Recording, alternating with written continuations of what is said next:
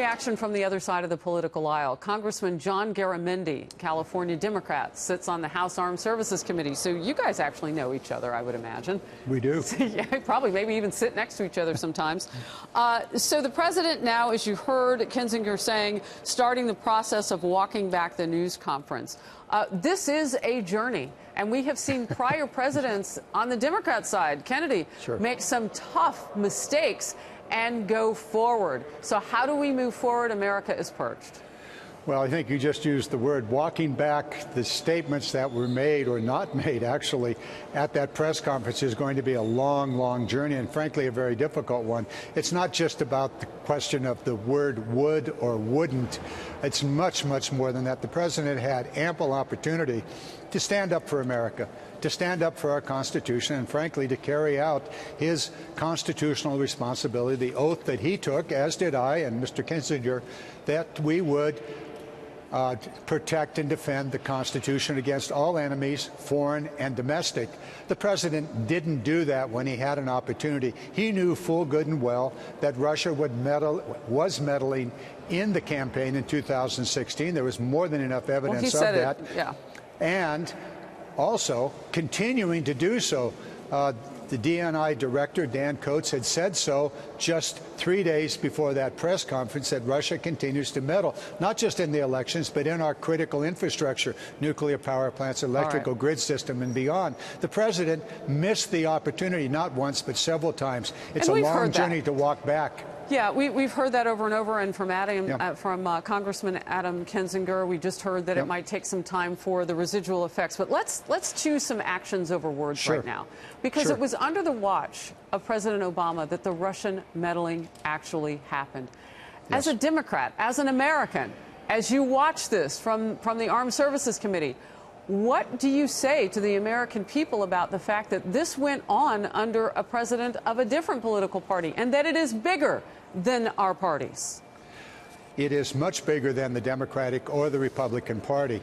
Yes, President Obama did know it was going on, but he was in the midst of an election, and he made a decision which, frankly, why didn't they let people know?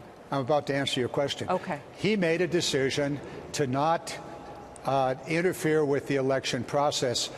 He did raise this issue with Putin directly at one of the summits, I believe it was in Asia. But it didn't work. Russia continued on. The President Obama made a mistake, and the interference has continued beyond the election process to this very moment. What can we do? What can the members of the House of Representatives and the Senate do? At this moment, the Conference Committee on the National Defense Authorization Act, which actually gives direction to the Department of Defense in all matters, what they can do and the resources that they need to do it, is in conference. We need to have specific information from the President about, did anything change in the conversations with NATO that should be taken into account in that National Defense Authorization Act, and similarly in the secret 2-hour meetings with Putin. We do know that Putin has said something did happen, and the Russian military is now engaged in repositioning itself in Syria as a result of those conversations. And we need to know this. I brought that up with the Congressman Kinzinger, and he's pushing too, because he wants to know exactly what might have been said in terms of an agreement. I think the American people would want to know that too. There's also one other issue before us here in Congress, and that'll be up today and tomorrow, and that is in the appropriation bill that's on the floor at this moment in the House of Representatives. The Republicans are stripping out $300 million that was supposed to be for the local elections around the nation to protect themselves from cyber hacking. I mean, what in the world are you guys thinking? We know, Dan Coates has said very clearly, the Russians are still trying to penetrate our election process. And now you're taking the money out? Makes no sense at all. All right. I would want to, and we're running out of time, but I would want to circle back and find out, do you think if President Obama knew, and you say he did, what was going on and made a decision not to deal with it other than a quick conversation, do you think he made a mistake? Absolutely, he did. How he could have done that without being seen putting his thumb on the scale for Hillary Clinton was the issue that he could not and did not address. The result of all of that, I think, was a mistake. I think there must have been some way, and I can envision several, in which it could have been made public, but it didn't happen.